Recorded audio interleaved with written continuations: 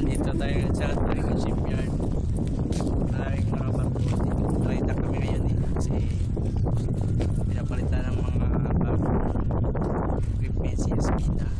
Mahal na rin siya, kalawang na, kaya nandito kami ngayon sa Trigon sa Karkar, Tabunok.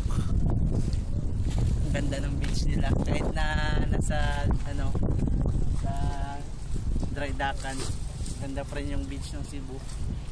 Kaya let's explore the world dito.